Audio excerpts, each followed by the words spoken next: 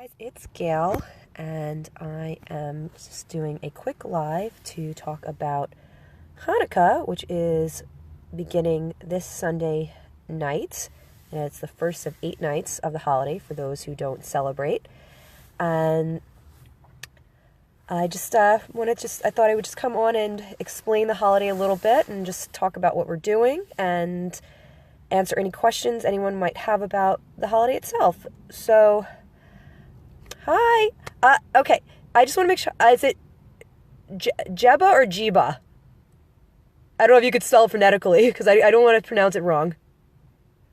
So I'm just going to say hi. But I do see you. But I don't know. I don't want to mispronounce your name. So thank you for watching. And yeah, so Hanukkah begins this Sunday. And essentially yay, I got it right. Nice. Okay, go me. I'm good. All right, that makes me feel good. Thank you. So Jeba, got it. Awesome. Good to know. You know. It's thank you. Yeah. So if you have any questions about Hanukkah, let me know. Anyway, so the holiday starts this Sunday, and it commemorates the time when the Jewish people were rebelling against the ancient Greeks who were in charge of Israel at the time. So it refers to a period. I don't know the exact date. It's towards, I believe, like the late part of the period of time before Christ was born. I'm really bad with dates in terms of in terms of Jewish history, but I have just can give you a general time period. It was during the time of the Second Temple, and essentially what happened was the Hellenistic Empire, or ancient Greeks, as we may know them as, who were ruling over Israel as part of their larger empire. They had decided that Jewish practice was illegal, and they forbade any of the Jewish people living under their rule. They prevented them from practicing their beliefs. So in the Jewish religion, there are certain rules about diet. There are certain rules about clothing. It's a whole, there's a whole bunch of different rules and customs that we follow. And back then, when everyone was extremely religious, everyone followed them. And the Hellenistic rulers who were in charge, the ancient Greeks, they forbade them from doing that. They made it against the law for them to practice their religion. So, as we enjoy in the United States, we do enjoy freedom of religion. That was something that was not going on at the time. It was illegal. So if you can imagine being in a place where you could not practice your religion freely, that's what it was like. And the king at the time, his name was Antiochus, and he was, just hell-bent on making everything in sort of the Greek way. So everything was according to ancient Greek customs and law and their beliefs and their multi-theistic system. In the ancient Greek, they believed in many gods, whereas in Judaism was a single god religion. It was a monotheistic religion. So you can imagine there was a lot of differences and it was a lot of strife for the Jewish people who wanted to just observe as they wanted.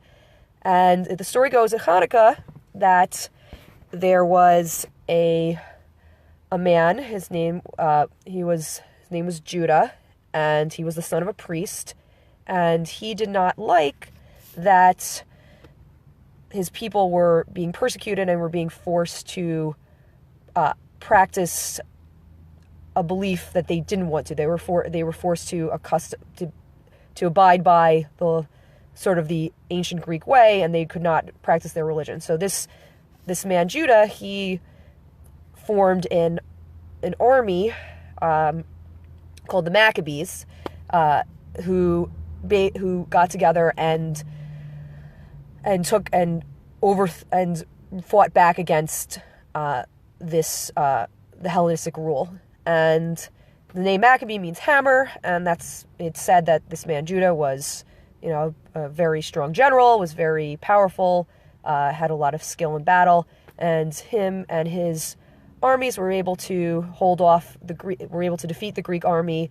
And the biggest thing that happened was they were able to take back the Holy Temple. For those of you who are unfamiliar, Jerusalem is the site of the Holy Temple of Judaism used to stand. Right now, it's no longer there. But when the story takes place, this was the second temple, and at the time of the Channukah story, it's totally destroyed. The Greek army just desecrates it, and they leave basically just rubble and nothing left. So in order to observe the Jewish religion and to pray adequately at the temple, the Jewish people need to light what's called a menorah. And a menorah is essentially a candelabra, and in Jewish synagogues around the world, these are there all the time, and these have 7 branches, not to be confused with one with 8 branches, which I will get to. These are 7-branched large candelabras that provide light in the sanctuary, that have religious significance. And obviously during the time of ancient Israel, you didn't have candles like we do today, so people lit things with oil, and this was an oil lamp essentially.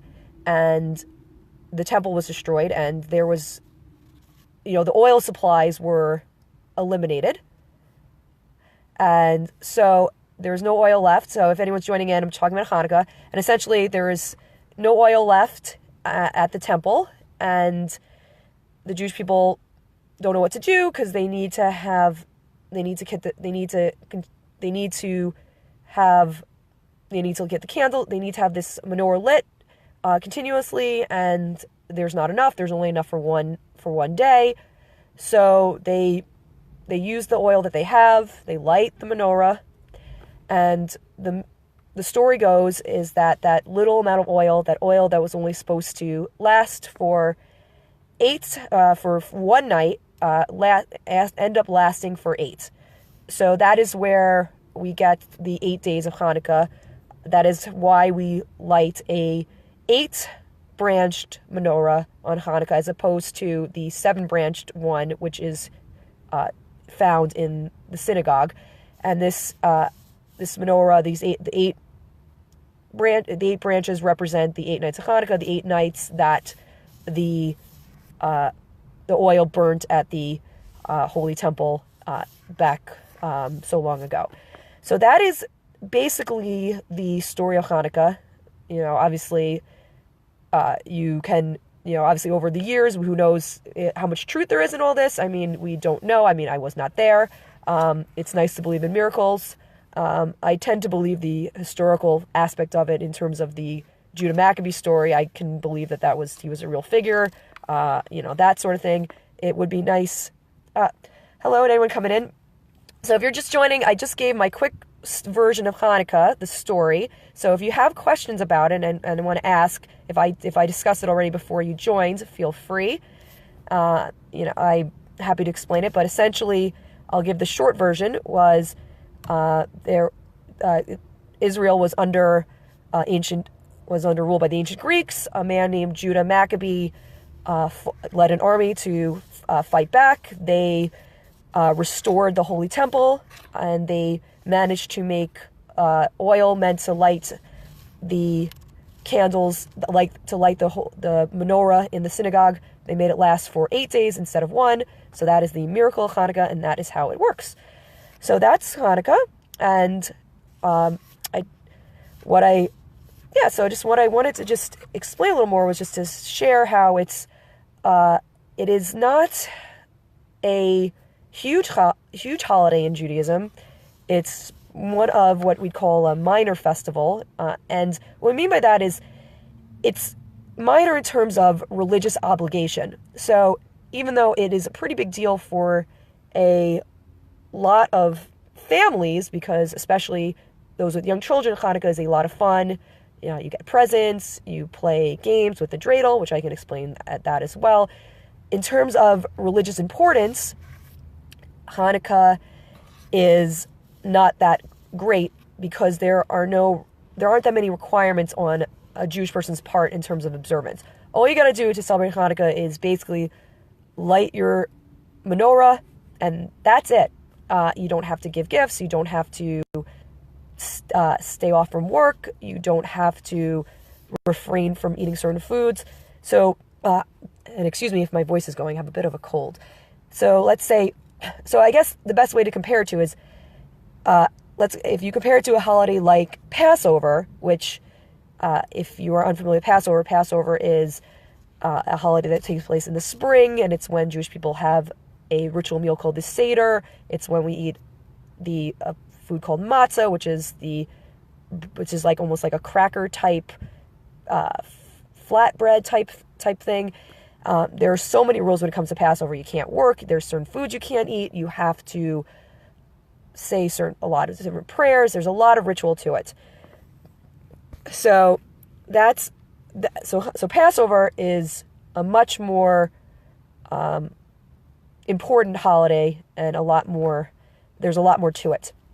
But Hanukkah, however, is not, in which, it's kind of you can kind of just do what you want, but people enjoy it because there's a lot of celebration around it. As I mentioned, there's gift exchange, lighting the candle is a lot of fun, especially for children, and you get to play games. And the most common game that we play, which I did not mention in my little top 8 post now that I think about it, so I apologize, but I just realized. So if you haven't seen my top 8 posts about Hanukkah, please read that. I can't believe I didn't talk about the dreidel, so I'll have to add that. Is we play this game with a top called a dreidel, and the dreidel, essentially it's got different sides. Each one has a different Hebrew letter. It's four sides, and it stands for, and each side has a different letter, which stands for, and it's each letter. It's Nes Gadol Haya Sham, which means a great miracle happened there. And the idea is that you spin this top, and whatever letter you land on, you either get whatever candy or money is in the pot, or you have to put some back, or you give half. So it's a really fun game, and essentially this was started, I can't remember the exact time or location, but I know it was somewhere where Judaism had to be practiced in secret, and it was a way to teach the Hanukkah story without drawing attention to the people who were doing it. And so that's a very popular game to play. And we also give out little candies called Channukah Gelt, which is chocolate coins or real money if you're lucky. And yeah, so that's essentially Hanukkah. And just one final thought: there is no wrong way to spell Hanukkah, no right way, no wrong way. It's a Hebrew word. There's only one right way in Hebrew, which I don't know offhand, sorry. But in English, it can be spelled any way you like. So feel free. You're not wrong. So if you ever ask someone, how do you spell Hanukkah? The answer is, it doesn't matter. Just spell it like it sounds. You could spell it with a CH. You could spell it with an H. You could spell it with one N. You could spell it with two. You could spell it with a K, a C.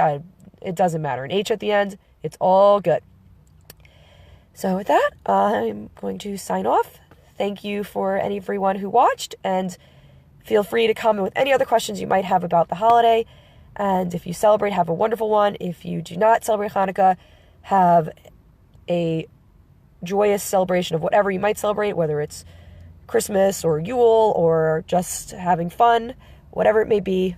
I hope you have a joyous season, and thank you for watching. Bye.